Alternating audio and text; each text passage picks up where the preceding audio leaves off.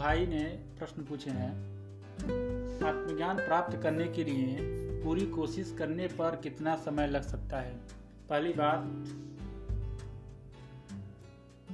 आत्मज्ञान प्राप्त करने वाली विषय नहीं है, यह बोध करने वाली विषय है, निज का बोध होने वाली विषय है।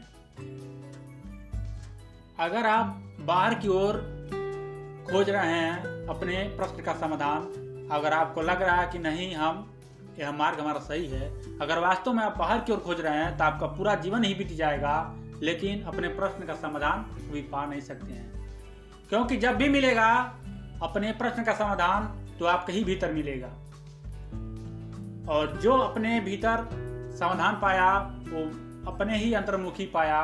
जब वो अपने अंतर्मुखी हुआ तभी पाया। जो अपने भीतर चला वही अपने शांति को पाया, वही अपने गहन शांति को पाया, वही अपने गंतव्य को पाया। लेकिन अगर आपको लग रहा है कि बाहर ही हमारा शांति है, तो ये आपका जीवन अधूरा हो जा रहा है, ये आपका जीवन नरक में जा रहा है, या आपका जीवन बेकार जा रहा है, या आपका समय बेकार जा रहा है। जिस दिन आप बाहर की ओर से लौट आएंगे भीतर की ओर, यानी परिधि से केंद्र की ओर लौट आएंगे, उसी दिन अपने केंद्र में आकर के स्वयं का बोध होगा, अपने गंतव्य तक आप पहुंच जाएंगे। वह आपका गंतव्य तक गहन शांति, परम आनंद का अनुभव होता है, महसूस होता है। तभी से वह जीवन एक अद्भुत हो जाता है और वह जीवन एक न्यारा हो जाता है।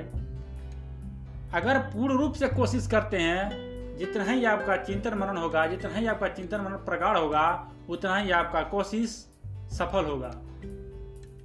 कोशिश किसी किताब के माध्यम से मत कीजिएगा, किसी के सत्संग के माध्यम से मत कीजिएगा, किसी बाइबल पुराणों के माध्यम से मत कीजिएगा, किसी के शब्दों से सुन करके मत कीजिएगा, क्योंकि यह अनुभव खुद से होता है, खुद से चलना पड़ता है और यह अनुभव खुद करना पड़ता है।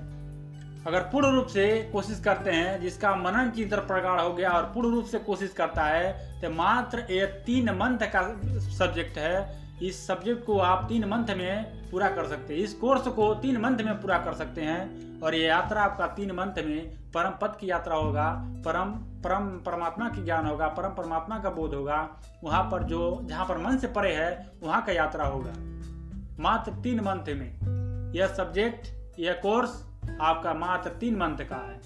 लेकिन एक व्यक्ति बाहर की ओर खोजते खोजते अपना पूरा जीवन बिता देता, 60 वर्ष पर बिता देता है, लेकिन थोड़ा भी उसको ये नहीं समझ में आता, थोड़ा भी वो अपने जीवन में विवेक नहीं करता है कि हमारा प्रश्न का समाधान हम क्यों बाहर की ओर खोज रहे हैं। हमारे प्रश्न का समाधान तो हमारे ही भीतर होना चाहिए, क्योंकि प्रश्न जहाँ से उठता है वहीं पर समाधान होता है। प्रश्न में ही उसका जवाब होता है, प्रश्न में ही उसका उत्तर होता है। वैसा ही जैसे हमारे भीतर से अगर प्रश्न उठ रहा है तो हमारे ही भीतर उसका समाधान होगा।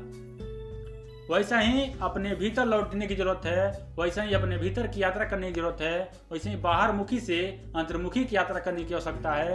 अपने चिंतन मनन को प्रगाढ़ कीजिए और यात्रा पर चलिए। यह मानव का शरीर बहुत ही अद्भुत मिला है, बहुत ही अद्भुत है, बहुत न्यारा है, और मानव का शरीर बहुत कभी काम मिलता है, बहुत जल्दी नहीं मिलता है। 84 भटकने के बाद ही मिलता है। अगर मिल गया है तो इस शरीर को खोने मत दीजिए, इस समय को खोने मत दीजिए, ये बेहोश में न जीजिए।